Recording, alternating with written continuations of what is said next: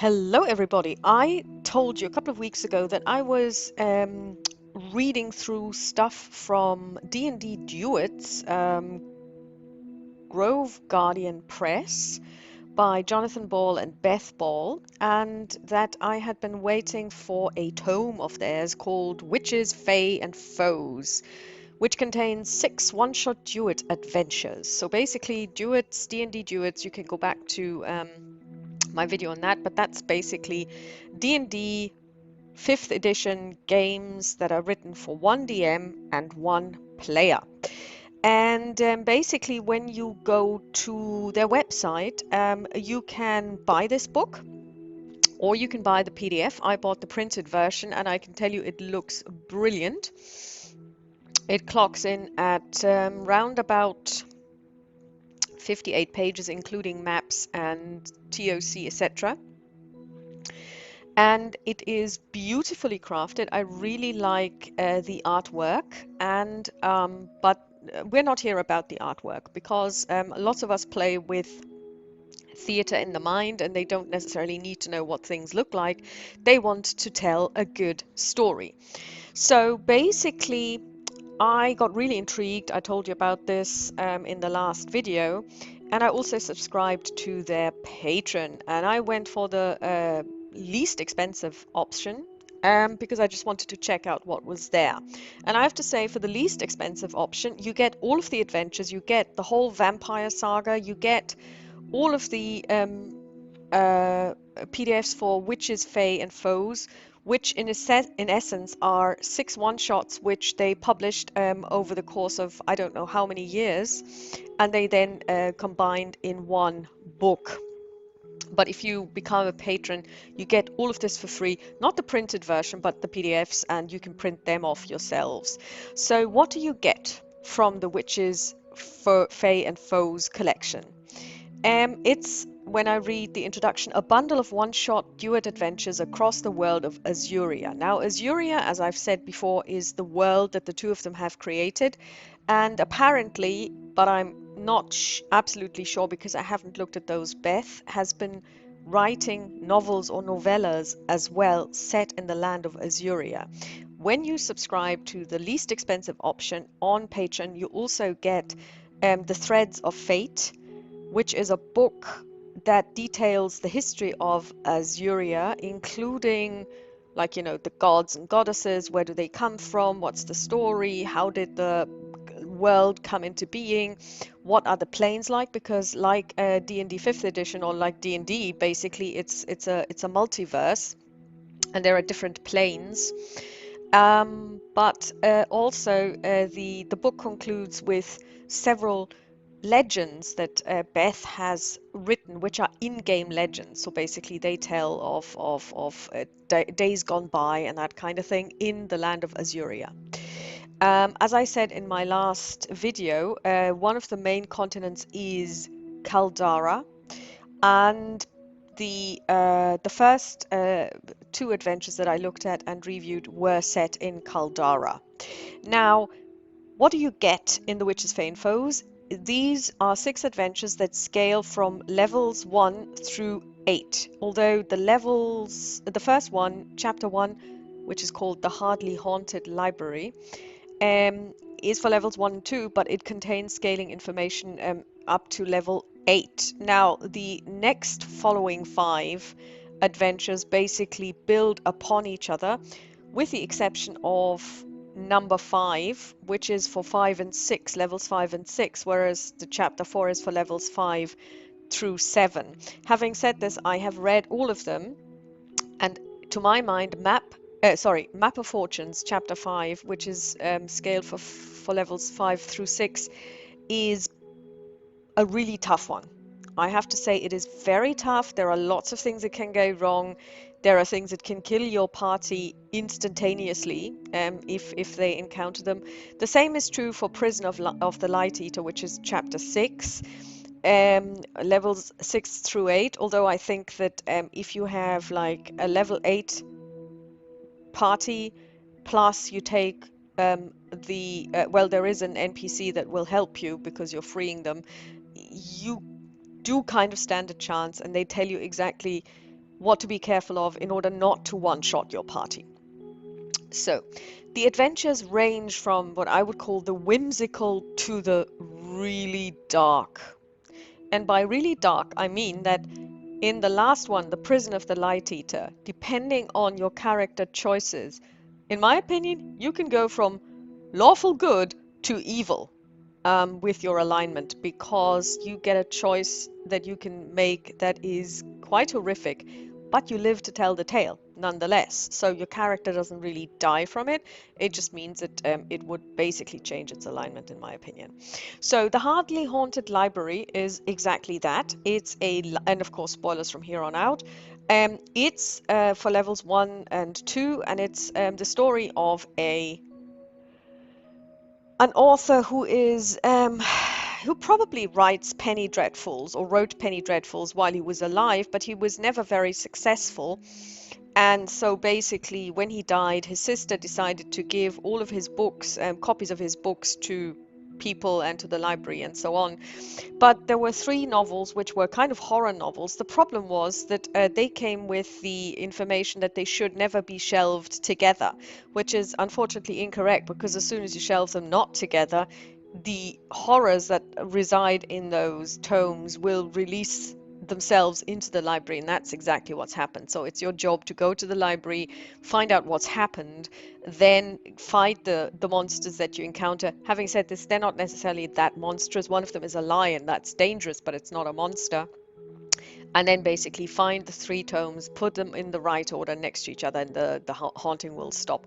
It's a really nice idea. I really liked it. And it's kind of like a nice introductory adventure. You could play this in Candlekeep if you wanted to play on the Sword Coast, for example, because of course Candlekeep is the city of books. The next one is the one that I find the most darling, and it's called A Spring Court Quest. And it deals with exactly that. It deals with fairies in the spring court, and the story is that the party is hired by a trapper who's looking for a pseudocorn, which is a being, a creature that lives in Feyland, in Arcadia, as it were. Or that's what I call it. I don't know. I can't remember what she calls it. I want to say Brightlands. And you can get one because there is kind of like an Easter egg hunt, and if you hunt enough Easter eggs, you can exchange them for a pseudocorn. And there is a way that you have to go there. You have to find a fairy ring. You have no idea what you're doing. You go there, and then basically once you're there, you have to go on that Easter egg hunt. You're hunting for orbs, and there are different types of orbs. There are orbs that contain fairy flowers, and then there are those that contain fairy friends, and those are really animal companions. And I think you can probably even keep them. I'm not sure. But if you are successful, and I mean, there is a chance that you're not, because you have to search, then there is dice rolling. If you don't get enough of these orbs, you will not get a pseudocorn. But if you do, you get one, and it's kind of like a little flying unicorn, but just more beautiful than normal unicorns. And you get it. But then, of course, the question is, what do you do with it? And as soon as you tell the fairy queen that you want to give it to the trapper, she will implore you not to do it, because this animal or this being is now bonded to you, but you also can't take it back. So when you return and you do choose to give it back, its light fades and it hangs its head and it gets really sad. So, I mean, that broke my heart. Also, if I was the player, I would definitely not let go of that pseudocorn. I would, like try and run from this guy or tell him I was unsuccessful or whatnot. But, anyway, it's just such a beautifully written story. And again, they've got really, really lovely side quests, or even the encounter tables, the random encounters. They are just so well written. They are small, but they just lend so much character to the story and to the land, and it is just really, really lovely. So these two, I think you could easily play with children. The next one is Frozen Depths. That's where a a seasoned but retired adventurer is looking for somebody to find her niece, who has decided to go adventuring, but she's more like the brainy type and not the brawny type, and she's basically a magician wizard kind of person, and she's gotten trapped in an underground flooded mine, and there are zombies, and she has mistakenly she thought that she was trying to tame, I think, a water elemental, but it was actually a water fiend kind of thing. And now she's basically in dire straits because she's fighting fiends from the deep, and it's really dangerous. And you can help her and hopefully save her. The next one is then the Swamplands Witch, which deals with a witch, but it's actually the story about a story about a child that goes missing, and everybody thinks it's the stepmother that probably killed him because she was written out of her husband's will when he died. She discovered that she wasn't going to inherit anything, and then the boy dies, or sorry, goes missing. So everybody thinks that she did away with the boy so that she could inherit. And also it turns out that she's got a lover, but it's not like that at all, because the boy himself is special, because his parents, his father and natural mother, couldn't conceive, and then they went to the Swampland Witch and told her about it, and did kind of like a thing, a pact or whatnot, and then they had a child, him. And the Swamplands Witch was kind of interested in him and kept a watch on him. And that's very important because she planted a magical eye in his bedroom, and this eye can then be used to find out what actually happened. He was abducted by a man named Oberon, who is a necromancer person, and he is trying to use this boy's essence to bring things to life. He had already killed his brother more or less accidentally, and that set him up on the road to necromancy. And you can then explore the swamp, find the witch, she will tell you stuff, and then you find hopefully Oberon and do away with him. It's a little bit on the dark side. I mean, child abduction, also this idea of in order to conceive, you go to a witch. It's not quite clear what they had to do. But the witch is benevolent. But still, I mean, this might be something where people might want to think twice if they want to play this. It really depends on the people you're playing with or the person you're playing with.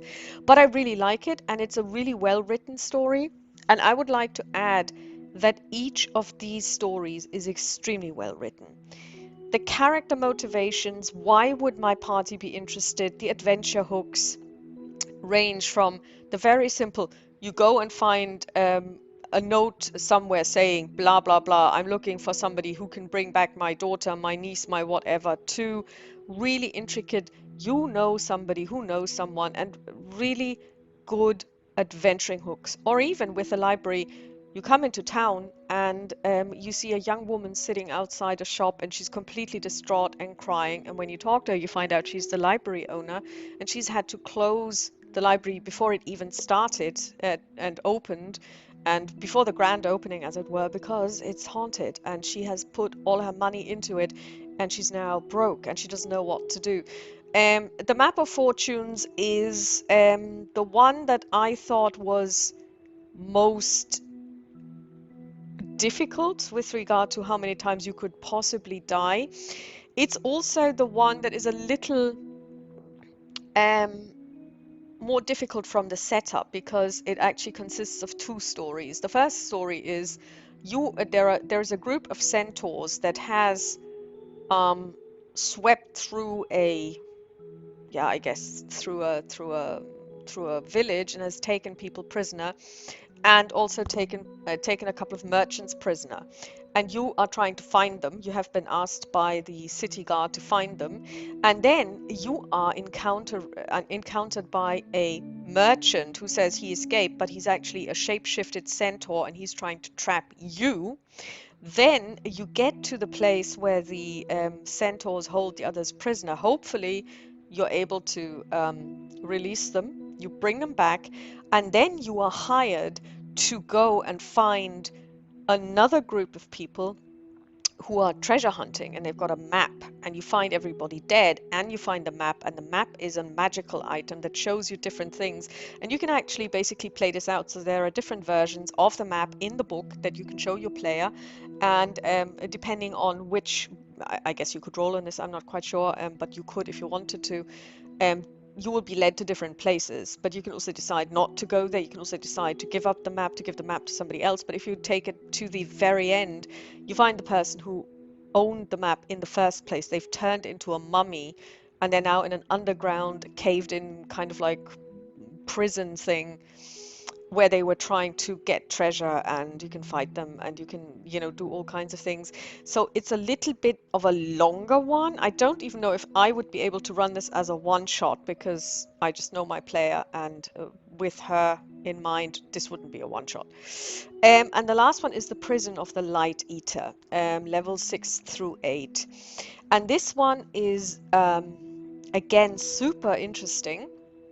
It tells the story of a paladin of light. So there is you have a full pantheon, and if you subscribe to the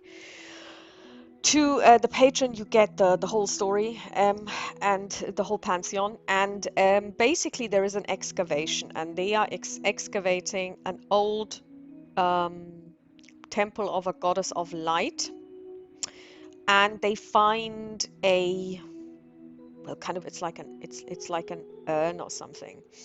And this person who finds it basically gives it to his friend, who is the paladin, and he opens it, and something terrible happens. And the excavator is the archaeologist is so shocked by this that um, he he locks himself away. He didn't help his friend, and then you come on the scene and you help him. You go to the place where the paladin lived, and you find this urn, and it's basically if you like, it's a portal to another plane, and in this plane is a prison in which shadows live, and you have to basically go in there. The paladin is already inside. He's fighting those shadows. He's trying to prevent them from escaping. And if you manage to get all of the shadow keys, which you have to do, you are let into the prison of the Light Eater.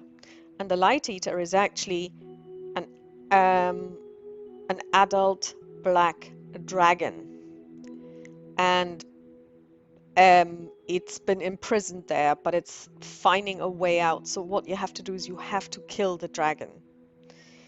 And of course, black dragons are super dangerous anyway. And it's an adult, so it's not even a juvenile, so it is quite strong. And the first thing that it will do, it will actually spit acid. And it even says in the book, depending on how your group or how your player or the party are doing,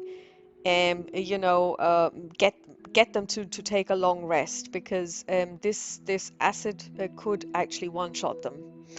And then basically the dragon isn't stupid, because dragons aren't, and he's trying to strike a bargain with you, the players, to let him escape and give the paladin to him as a sacrifice. And that is an option. You can do this. If your player chooses to do so, the paladin will definitely die.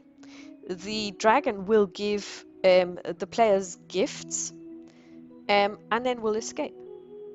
And I really like this because it is, first of all, the idea and the premise is kind of super. You've got this extra planar prison where this thing resides. You don't know what it is, and it really isn't revealed until the very end. It could be anything. And then the story of, well, you don't have to help the paladin contain the dragon. You can release it. These are all things. And then there's self-sacrifice, because the archaeologist comes with you, and since he abandoned his friend the first time around, he's not going to do it again. So he steps in front of him and shields him from the dragon and dies, and it's all very dramatic and it's all very epic. And I can just see this even unfold in the storytelling with my partner in crime, how this would work, and it's just epic. And this is where I really have to say, you can tell that Beth writes novels. And I remember Margaret Weiss once saying, when she was being interviewed about the Dragonlance novel, saying, you cannot really take a role-playing session and turn this into a novel, because the way role-playing sessions work with regard to the arc and the way let's say uh,